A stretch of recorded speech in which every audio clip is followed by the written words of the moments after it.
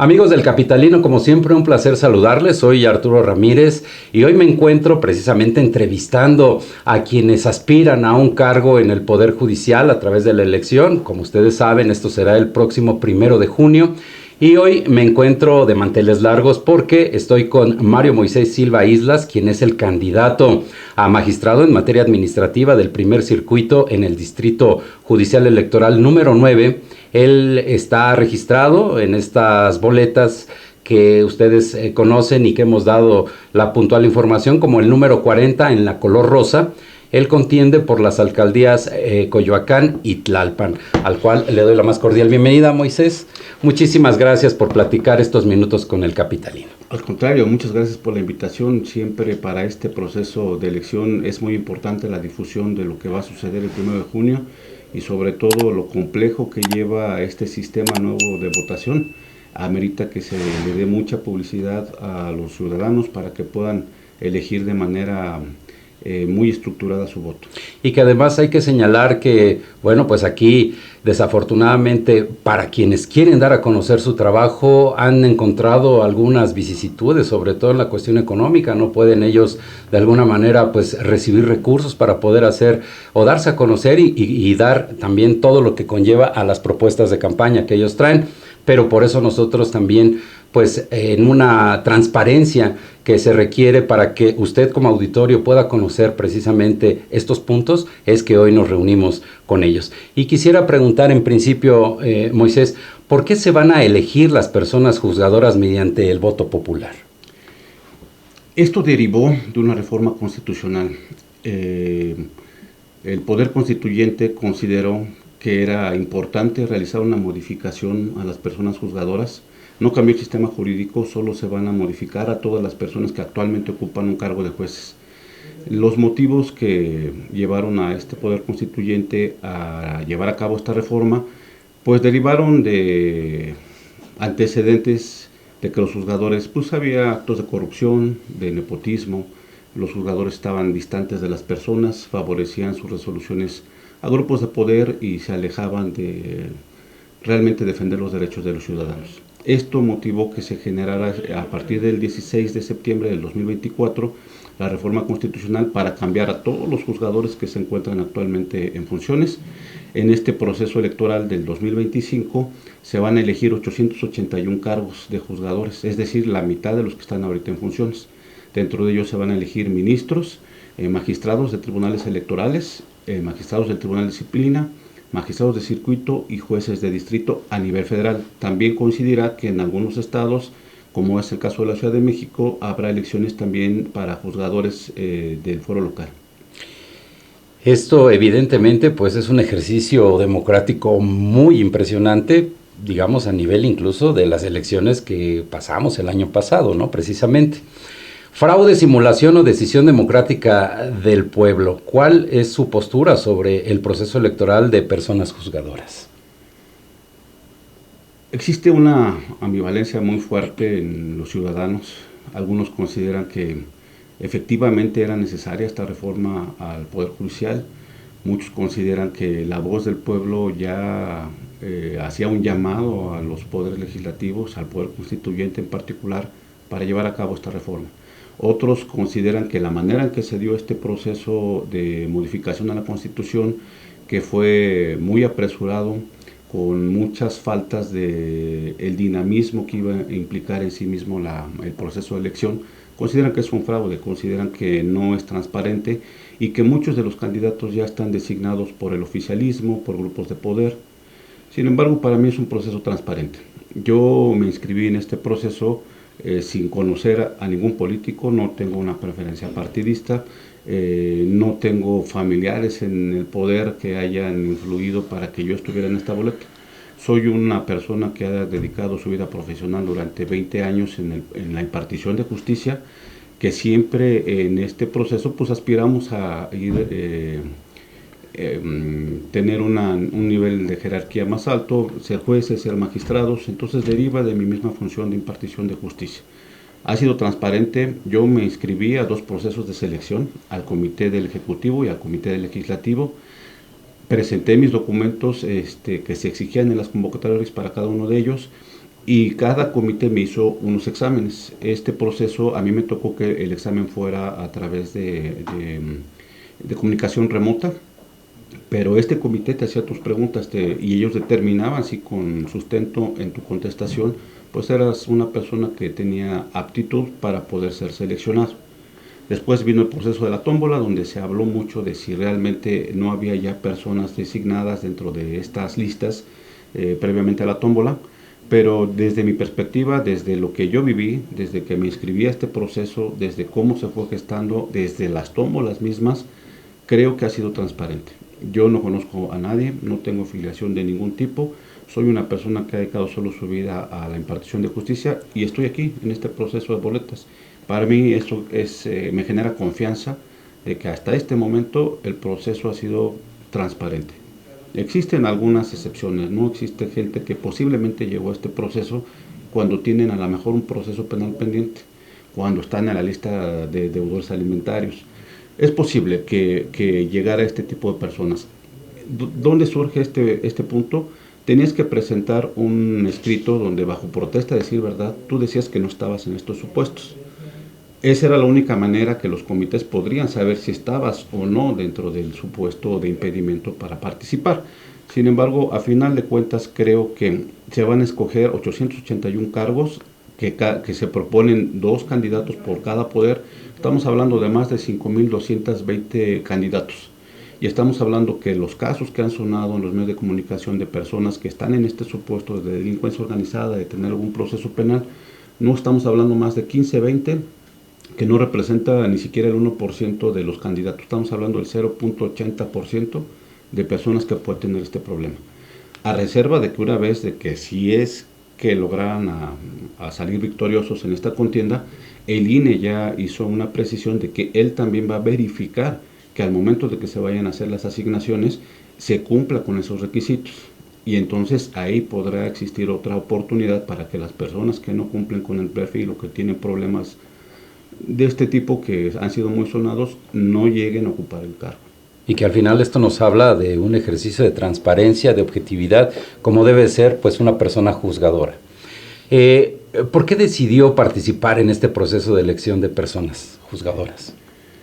He dedicado mi vida profesional a la impartición de justicia. Actualmente tengo 20 años de trabajar en el Poder Judicial de la Federación. Entré desde el puesto más bajo como meritorio, después como oficial judicial, después como secretario de juzgado, actualmente como secretario de tribunal. Siempre hemos tenido la aspiración de llegar a ser una persona juzgadora. Conozco, derivado de esto, el Poder Judicial desde su interior. Desde que ingresé hace muchos años he sido partícipe y testigo de cómo se gestan las cosas dentro del Poder Judicial. Dentro de esto conocimiento interno del Poder Judicial, efectivamente hay juzgadores que a lo mejor no cumplen con lo que la sociedad necesita. Esto creo que es lo que generó la reforma del constituyente al Poder Judicial. Incluso desde mi perspectiva, cuando vino la reforma, cuando se estaba gestando la reforma, yo fui de las personas que salió a gritar consignas contra la reforma. Yo fui de las personas que gritó juez votado, corrupto, asegurado, porque yo creía que tenía que ser de manera distinta. Sin embargo, mientras yo estaba marchando al interior del tribunal donde yo trabajaba, se gestaba de manera injustificada mi baja, precisamente por actos de nepotismo como precisamente implicó la reforma. Esto me motivó a que durante ese tiempo, porque efectivamente después de que terminó el paro de los trabajadores del Poder Judicial, yo ya no regresé a trabajar porque me dieron de baja injustificadamente. Me obligó a llevar un proceso donde demostré que yo tenía la razón y me reinstalaron. Esto me da una experiencia desde dentro del Poder Judicial, de cosas que se tienen que cambiar. Yo fui una de las personas que sufrió esos embates, que tuve que iniciar un juicio, un proceso para que me dieran la razón. Entonces creo que no puede haber dentro del Poder Judicial personas que desconozcan los derechos, incluso de los propios colaboradores, ¿no? Porque pues la persona que sea juzgadora debe ser íntegra en su totalidad. No puede llevar a cabo actos que aunque no se vean, pues implican injusticia. Y que esta experiencia evidentemente puede funcionar, digamos, en caso de que se le favorezca con el voto, precisamente porque ya tiene una expertise en este sentido. Así es. ¿Cómo evaluaría el proceso de selección de candidatos si fueron designados por el oficialismo, por partidos políticos o altos funcionarios? ¿Realmente existe este margen para designar candidatos con asuntos penales o pendientes? Un poco de lo que nos decía. Así es, yo creo que retomando un poco de lo que platicábamos, creo que en términos generales ha sido un proceso transparente. A final de cuentas, actualmente incluso en las páginas de los comités de evaluación de los tres poderes, ejecutivo, legislativo y judicial, están los videos de todas las personas cuando fueron entrevistadas y que resultaron o no candidatos. Absolutamente todos. Es una página pública. Con el nombre del candidato pueden ingresar a las páginas de los comités de selección y verificar su examen, porque ahí se quedó constancia del examen que le practicaron a todos, las preguntas que se les elaboraron y la respuesta que se dio. Eso puede dar de alguna manera cierta certeza en que se quedaron las personas pues, que tenían el conocimiento jurídico derivado de la experiencia en la impartición de justicia.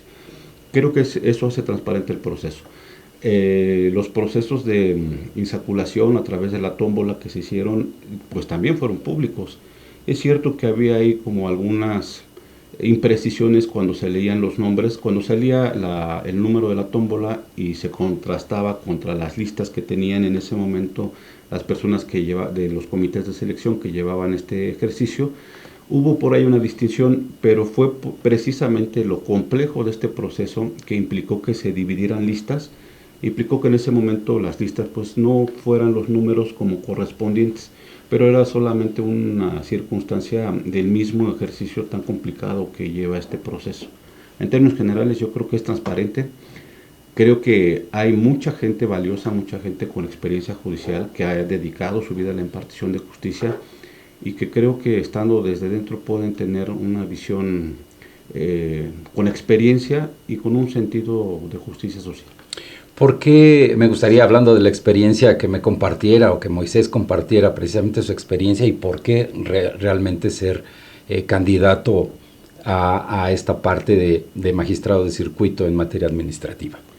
Claro, digamos que en mi trayectoria, yo soy egresado a la Facultad de Derecho, estudié en CEU del 97 a 2002, casi enseguida de terminar mis estudios ingresé al Poder Judicial. Ocupé los cargos más bajos, ingresas al poder Judicial como meritorio, esto es que llegas y no ganas absolutamente nada, como una especie de práctica para que vayas aprendiendo. Me tocó todavía ese proceso, después tuve la fortuna de que ya me dieron un nombramiento como oficial judicial, que es el puesto, el primer puesto digamos en la carrera judicial actualmente. El oficial judicial es el que se encarga pues, de costurar los expedientes, de sacar las copias, es los que hacen el trabajo, el primer trabajo del Poder Judicial. Luego siguen los actuarios, los secretarios y los juzgadores.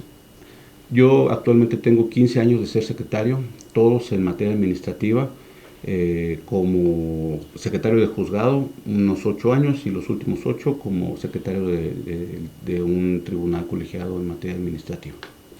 ¿Qué hace realmente un magistrado de circuito en materia administrativa? Porque muchos de nuestros amigos quizás estén preguntando realmente cuál es esa función, porque cuando alguien nos habla de derecho o de un abogado, pues sabemos que existen diferentes especialidades, pero a veces no somos tan puntuales en esa apreciación. Los magistrados de circuito toman la decisión final en cualquier juicio. Hablamos de que el 80% de las decisiones jurídicas finales de este país las toman los magistrados de circuito. El otro 20%, que son pues, casos más relevantes, casos más específicos, los resuelve la Corte. Pero a final de cuentas, en última instancia, los magistrados de circuito son los que resuelven todos los problemas jurídicos, civiles, mercantiles, penales, laborales, administrativos.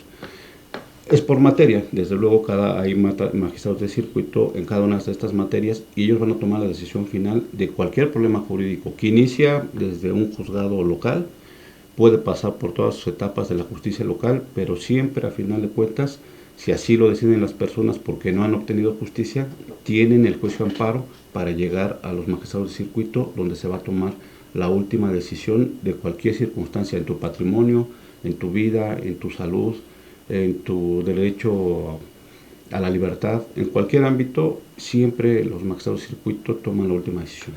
Moisés, me gustaría que nos explicara cuál ha sido su experiencia o, digamos, el caso más significativo para usted sobre la carrera que usted ha desarrollado.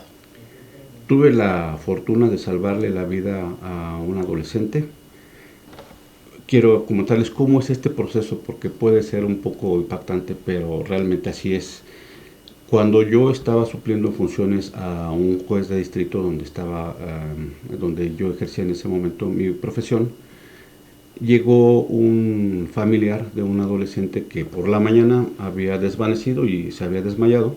La tenían en un hospital público, pues ya inconsciente, con algunas convulsiones, y no la atendían. Entonces llega el familiar. Hay guardias en los juzgados de distrito que se encargan de ver estas cosas. Ese día me tocó estar a mí. Entonces comparecen y nos dicen, oye, en el hospital público donde está mi familiar, pues no la atienden y pues no nos dan esperanzas, y nos dicen que pues no hay equipo médico para practicar el examen que se necesita y saber cuál es su padecimiento realmente. El juez de distrito tiene esa facultad, ordena a las autoridades de los hospitales públicos a que actúen de forma inmediata cuando se trata de un caso de urgencia como este. Afortunadamente así sucedió. Estando yo en funciones, se ordenó, se concedió la suspensión de plano para que el hospital hiciera los exámenes clínicos. Los hicieron. ¿Por qué lo hacen? Porque si no lo hacen, se ameritan sanciones que pueden llevar a incluso hasta una pena de prisión. Entonces, esa es una facultad del juez de distrito, obligar a las autoridades a que actúen. ¿Qué sucedió? Efectivamente le practicaron el estudio clínico a la menor y resultó que tenía un aneurisma. Entonces, en ese momento que dictaminan su padecimiento real, están en oportunidad de hacer su cirugía, y así sucedió. Hicieron la cirugía, quitaron el aneurisma que tenía y pudo salvar la vida. Esos son casos como relevantes que existen, que son reales. A mí me tocó participar en uno de ellos y son de las cosas que hacen los juzgados de distrito, y en términos finales el magistrado de circuito decidirá si eso fue correcto o no. Dos preguntas más. La primera de ellas es justicia social, que de hecho es el lema de la campaña. ¿Por qué razón? La reforma solo implica el cambio de personas juzgadoras. El sistema judicial sigue siendo el mismo. Seguimos teniendo la misma constitución, seguimos teniendo la misma ley de amparo, los mismos códigos procesales que se aplican para los juicios de amparo. ¿Por qué justicia con enfoque social? Creo que las personas juzgadoras deben de dirigir sus sentencias siempre pensando en los grupos más vulnerables, los que históricamente han sido relegados social, económicamente, culturalmente. Creo que los juzgadores deben de cambiar el chip, deben de enfocarse a ayudar a las personas a maximizar esos derechos, porque ya existen. Esos derechos en nuestro sistema jurídico existen y de alguna manera ya han sido ampliados con los derechos humanos a través de la Corte Interamericana, que estamos obligados a cumplir y a acatar y a ponderar. Entonces creo que los juzgadores deben de cambiar su enfoque hacia una justicia más dirigida a ese grupo de personas. Ese es el motivo de nuestro lema, porque creemos que está en manos de los nuevos juzgadores cambiar el sistema, porque las leyes siguen siendo las mismas. Entonces quienes las apliquen creo que son los que deben de enfocarse hacia la sociedad. Finalmente, Moisés, ¿por qué vamos a darle 3 minutos a la Cámara en un mensaje a la sociedad precisamente de por qué tenemos que votar por Moisés Silva? En principio creo que deberíamos los ciudadanos de votar. Hay una tendencia fuerte de la ciudadanía a no querer votar porque creen que esto es algo simulado. Quisiera acotar que no lo es así. Yo he tenido esta experiencia, no conozco a nadie, no soy un político, no conozco gente con funcionarios en el poder, digámoslo así, y creo que la gente debe de confiar en este proceso. Está en sus manos en principio el poder de modificar este sentir. Si las personas creen que es un fraude, creo que su participación puede hacer que eso cambie. Pueden echarle a perder a quienes consideran que efectivamente es el fraude, pues ese pensamiento, ¿no? El voto de la gente puede cambiar la perspectiva de este proceso. ¿Por qué votar por Moisés Silva? Porque he estado en la partición de justicia por más de 20 años de mi vida. Soy una persona con vocación, siempre he creído en la justicia, siempre he actuado bajo esos términos, siempre maximizando el derecho de las personas, y porque tengo los conocimientos. La función de un secretario de un juzgado o de un tribunal es quien realmente elabora las sentencias. El secretario es el que las redacta, el que las propone, y los titulares son quienes deciden si esa propuesta es correcta o no, con el punto jurídico de la experiencia. Entonces, en esta profesión, los secretarios de juzgados y de tribunales tienen la experiencia que se necesita. ¿Por qué Moisés Silva? Porque aparte ha sufrido también los embates internos de las injusticias dentro del propio sistema. Por eso lo conozco y por eso sé de dónde tiene que cambiar. Para la gente que nos está viendo, ¿cómo se pueden comunicar con usted? ¿Las redes sociales? ¿Algún número telefónico? En fin. Claro, estamos en redes sociales, en Facebook, estamos también en Instagram, en TikTok, como Soy Moisés Silva. Con ese hashtag nos pueden ubicar correctamente, o al correo soy.moises.silva@gmail.com. Ahí contestamos cualquier duda que de alguna manera nos formule la ciudadanía, intentamos disiparla dentro de los términos en lo que podemos hacerlo, ¿no? Porque los candidatos tampoco pueden prometer cosas que escapan de su función, ¿no? O sea, no podemos venir a decirle a la gente que vamos a cambiar las leyes o que vamos a proponer reformas, porque no tenemos esa facultad. Creo que nuestra obligación en principio es impartir justicia de manera pronta, expedita, imparcial. Esa es una obligación. Eso todos los candidatos pues ni siquiera tendría que ser una promesa, ¿no? Tendría que ser la firmeza de cumplir con esa obligación que tenemos, porque es un derecho de las personas. Muchísimas gracias. Al contrario, muchas gracias Contrario, por la entrevista, muchas gracias suerte. por el tiempo.